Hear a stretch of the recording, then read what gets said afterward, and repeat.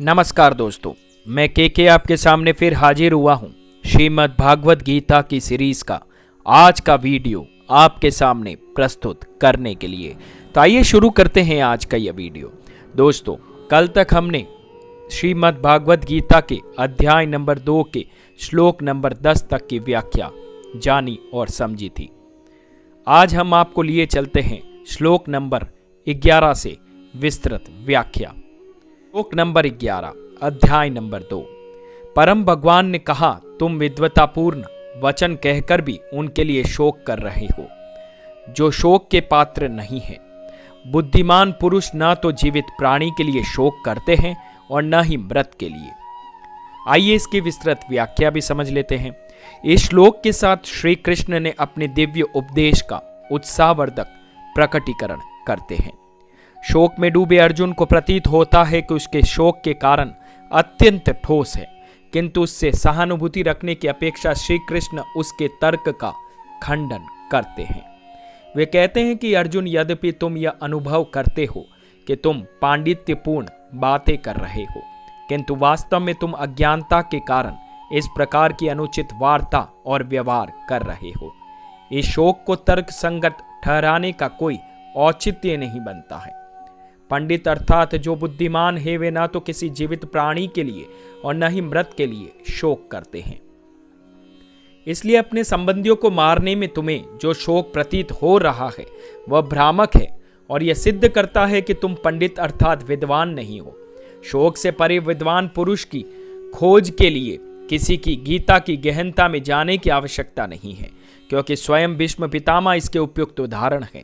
वह एक ऐसे मनीषी थे जो जीवन और मृत्यु के रहस्य को पूरी तरह से समझते थे और परिस्थितियों की दैध्यता के ऊपर उठे हुए थे। किसी भी स्थिति में शांत रहने वाले भीष्म पितामह ने दुराचारी लोगों का पक्ष लेना वैसे ही स्वीकार किया जैसे कि वह भगवान की ही सेवा हो।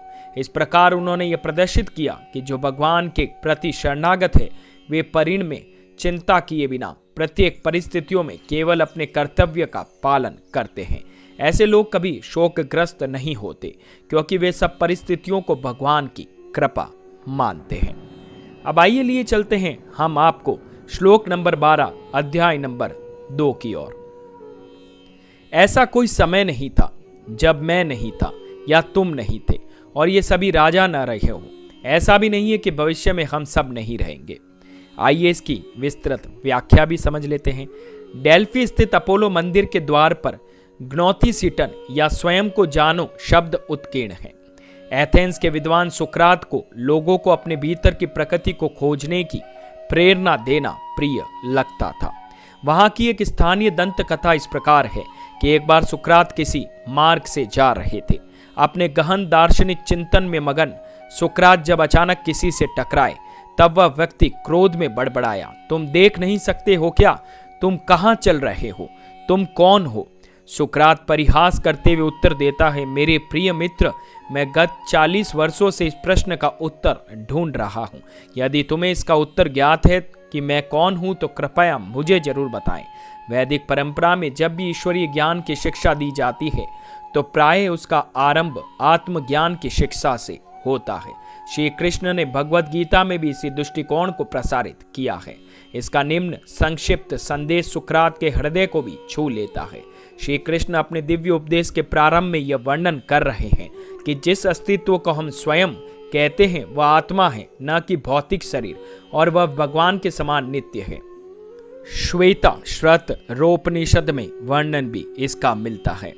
उपयुक्त श्लोक में यह वर्णन किया गया है कि सृष्टि की रचना 3 तत्वों के मिश्रण से बनी है, परमात्मा, आत्मा और माया। ये सभी तीनों नित्य है। अगर हम विश्वास करते हैं कि आत्मा अमर है, तब यह मानना तर्क संगत होगा कि भौतिक शरीर की मृत्यु के पश्चात भी जीवन है।